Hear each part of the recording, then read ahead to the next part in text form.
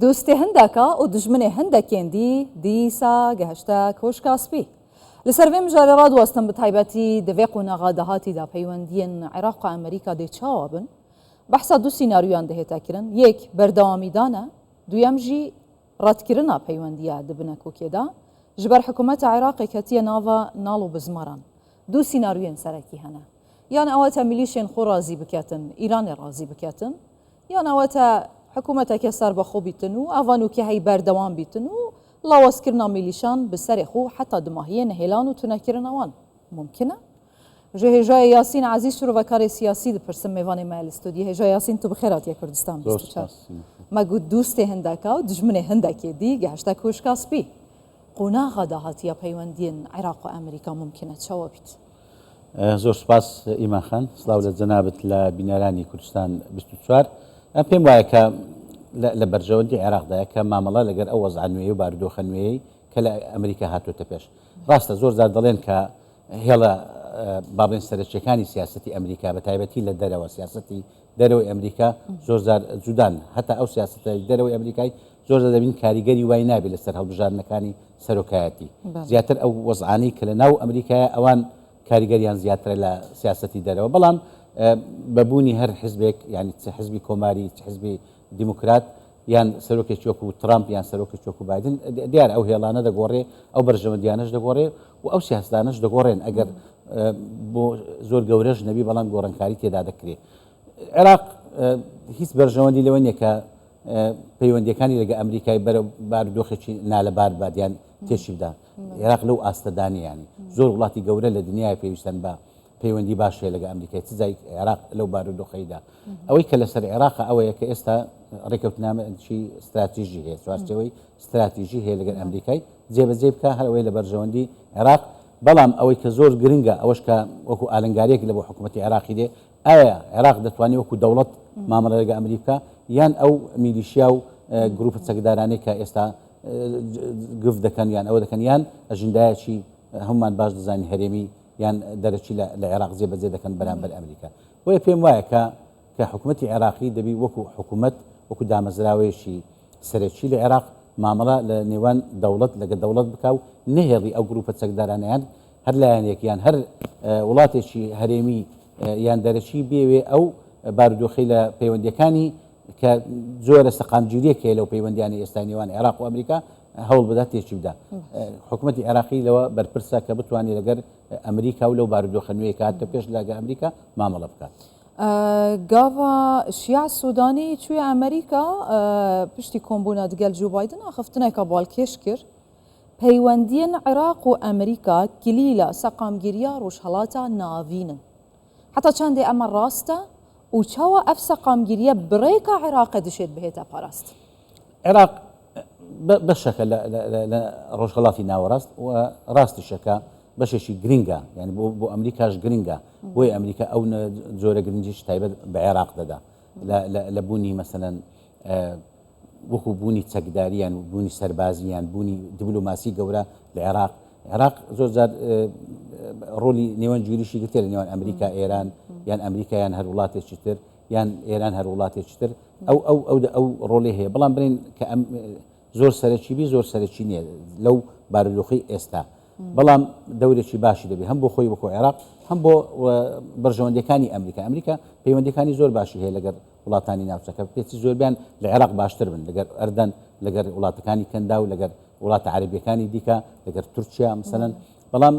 وەکو عێراق گرنگە بۆ ئەمریکا و ئەمریکاش گرنگە بۆ عێراق بۆی پێم وایە کە ئەو بەرژەوەندی هەردوو لایە یان ئەو بەرژەوەندی هاوبەشانەی لە نێوان عێراق و ئەمریکایە وا دەکات کە ئێمە ئەوە بکەین بەڵام وەکو باسم کرد ئێمە لە عێراق گرفتێکمان هەیە کە دەوڵەت بە تەواوی کۆنتترۆلی وەزعەکەی نە سیاسی نە ئەمنی نە ئابووریشی پێدەکرێت نە سەربازیشی پێدەکرێت بۆیە پێم وایە کە ترامپ وەکی کەسێکێ ڕوویە بڕیاران بە کەسێکێک و جهێ باوەریە نینە زێدە دەهێتە وەسەفکردن کەسێکە ممکنە ئەڤروکە قرارەکێ بدات سباهی ئێکادی بدات ئەوە دیدگاوا سەرۆک بوو قاسم سلەیمانی و ئەبوو مەهدی مهندس شەوەکێدا و ژنیشکەوە کوشتن یعنی ترامپێ بەرێ و ترامپێنوکە دەجوداهی هەبیت یانژی دە هەمان سیاسەتی پەیڕەوکەت ئەکیید کە ترامپ بۆ خولی دووەم دەبێتەوە سەرۆک ئەکیید ئەزمونێکی هەیە لە خولیەکەم ئەم پێم وایە کە زۆر سوود وەردەگری لەو ئەزمونانەی هەیە دوای باز شتێک هەیە ڕاستە سەرۆک هەیە لە ئەمریکای بەڵام دامەزراوێکی قوڵ هەیە لە ئەمریکای هەندێک دامەزراوی زۆر بێسەنە کە ئیداری دەوڵەتی ئەمریکا دەکەن ئەم پێم وایە ئەو خولەی ترامپ هێمنتر و لە سەرخۆتر دەبی لە خولی یەکەمی بە سوودوەگرتن لەو هەموو ئەزمونەی کە هەیبوو لە جار یەکەم بەڵام ئەوەش ناشاردێتەوە کە ترامپ یان دەسەڵاتی حزبی مثلەن کۆماریەکان کە هەبوو لە ئەمریکا زۆرە توندێکی تێدایە کە ئەوە وا دەکە کە نەیارەکانی لێ بترسێن هەتا زاروی دۆستەکانیش یانە ئێستا لەگەڵ ترامپ زۆر جار ئەزمموی ئەوەشمان هەیە مثلەن ئێمە کە ئەوەی کە بەسە کوردستان داهات لە 2017 پاش ڕێفراندۆم ئەوەی ڕۆژئاوا کە تەسلیم بە وڵاتی هەرێمی کرا مەسەلەن لە زۆر ناوچەیان هەر لە خولی یەکەمی ترامپ لە نێوان 2016 تا 2020 بەڵام من پێم وایە کە بۆ بەرژەوەندیەکانی گشتە بۆ ئەوەی کە هەندێک با بڵێن هەژمون هەیە لە ناوچەکە کەم بکرێتەوە لاواز بکرێتەوە لە بەرژەوەندی ناوچەکە پێم وایە ترامپ ئەوەی دەکات. باشە مەگوتی هەندێک ji وجودا ترامپ li Kuşkaspî ditirsin hindek pê kêfxweşin divêt ku kî bitirsin divê qonaxê de دیارە ئەوانە هەر ئەوەی لە ڕنگدانەوەکان وا دیارە کە ئەوەی نانی نزیکن لە پرۆژەی ئێرانی با بڵێن لە ناوچەکە ئەوان دەترسن کە پێیان وایە مەسەن دیسان ئەوەیان دێتەوە پێشتاوی کە ئەو بڕیارە خێرایی کە ترامپ دای بە کوشتنی قاسم سولەیمانی کە ئەگەر بە واقعیان تەماشای قاسم سولەیمانی کرد دووەم کەسایەتی بوو لە ئێران یعنی کەسایەتیشی ئەوە سادە و ئەوە نەبوو ئەوانەی کە دەترسن کە پێیان وایە کە مامەڵەکردنی ترامپ بەهێز یان هەڕەشەکردن تونترە لە دیموکراتیەکان و لە یەکێک وەکو بایدن بۆیە پێم وایە ئەوانەی کە نزیکیان ئەو گروپە چەکدارانەی کە نزیکن لە ئێرانیان ئەو گروپە چەکدارانەی کە هێز بەکاردەینن لە لێدانی ئەمریکا و لەولا یان با بڵێن سەقامگیری یان دەبنە هەڕەشەک لە بۆ ئەو بارودۆخی لە ڕۆژهەڵاتی ناوەڕاستەیە کە ئەمریکا دەیەوێت زۆرە سەقامگیرێکی هەبی تایبەتی لە پەیوەندیەکانی نێوان عەرەب و ئیسرائیل ئەوانە پێم وایە ئەوانە زیاتر لە هاتنی لە گەڕانەوەی ترامپ دەترسن لە بۆ ئەوەی دەسەڵاتی ئەمریکا. هێژە یاسین تەدیت گاوا سەرۆکوەزیران ماسرۆر بارزانی چوویە ئەمریکا بە تایبەتی دکۆمبوونا دگەل وەزیرێ دەرڤە وەزارەتە بەرگریە بەرپرسێن بلند گوتی ئەمن و ئارامی و سەقامگیری و ئابوووریەکە بە هەرێما کوردستانê ji بۆ ئەمریکا گرنگە و پاڵپشتیە لێت کرد. ئایا کابینەیە ترامپ دێ بەردەوامیەدەتە vê سیاسەتێت گەل هەرێما کوردستانê؟ ئێمە جار بە خاڵک باسکەم پێش سەردانەکەی مەسرور لە بۆ ئەمریکا ئەو سەردانە گرنگەی کە چەند ڕۆژێکی درێژی خایەن پەیوەندیەکانی نێوان هەرێمی کوردستان و ئەمریکا تۆزە ساردێکی پێوە بوو پاش ئەو سەردانەی گەرمیەک و هاتەوە پەیوەندیەکان باش بۆ لە نێوان هەرێمی کوردستان و کە ئەوەش کاریگەری خۆی هەبوو هەتا لە پەیوەندیەکانی کوردستان لەگەڵ بەغداش پێم وایە کە وەکو باسم کرد هەندێک هێڵی